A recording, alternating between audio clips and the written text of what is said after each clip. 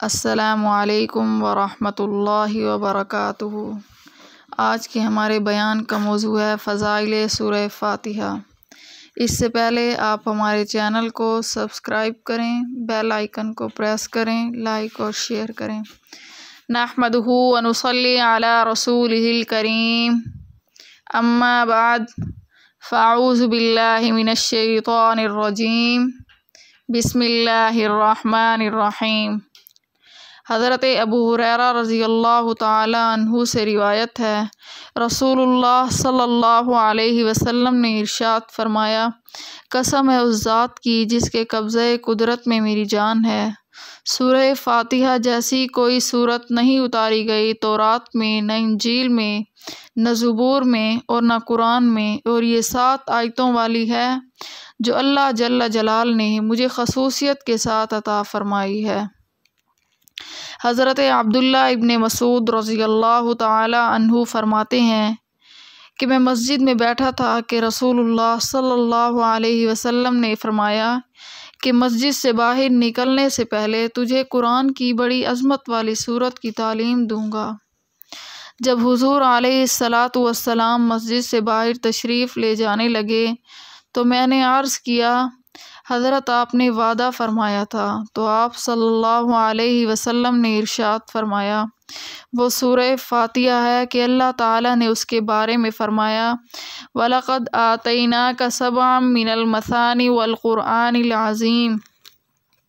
حضرت عبداللہ ابن عباس رضی اللہ تعالی عنہ فرماتے ہیں کہ ہم حضور علیہ السلام کی خدمت میں حاضر تھے اور جبرائیل علیہ السلام بھی آپ صلی اللہ علیہ وسلم کی خدمت میں موجود تھے۔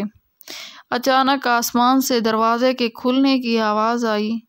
جبرائیل علیہ السلام نے آسمان کی طرف نگاہ اٹھائی اور کہا کہ یہ آسمان کا ایک دروازہ کھولا گیا ہے جو آج سے پہلے کبھی نہیں کھولا گیا۔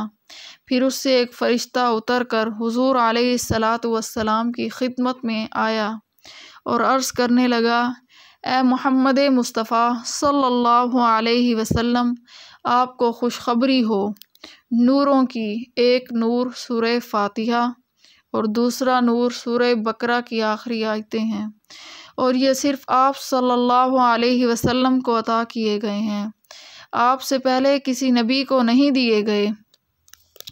حضرت ابو ہریرہ رضی اللہ تعالی عنہ سے روایت ہے، رسول اللہ صلی اللہ علیہ وسلم نے ارشاد فرمایا، اللہ جل جلالہ فرماتے ہیں، میں نے سورہ فاتحہ کو اپنے اور اپنے بندے کے درمیان نصف نصف تقسیم کر دیا ہے، آدھی صورت میرے لیے اور آدھی میرے بندے کے لیے، اور میرے بندے کے لیے ہوگا جو مانگے گا۔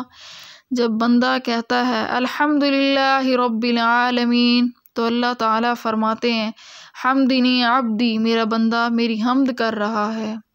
اور جب بندہ کہتا ہے الرحمن الرحیم تو اللہ تعالیٰ فرماتے ہیں، اثنا علی عبدی، میرا بندہ میری ثنا بیان کر رہا ہے۔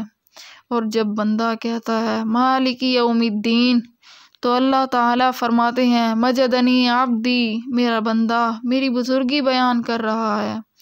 اور جب بندہ کہتا ہے ایاک نعبد و ایاک نستعین تو اللہ تعالیٰ فرماتے ہیں، ھذا بینی و بین عبدی ولعبدی ما سأل، کہ میرے اور میرے بندے کے درمیان رابطہ ہے، میں خالق ہوں وہ مخلوق ہے، میں رازق ہوں وہ مرزوق ہے، میں معبود ہوں وہ عابد ہے، میں مستعان ہوں جس سے مدد مانگی جائے اور وہ مستعین ہے یعنی مدد مانگنے والا ہے۔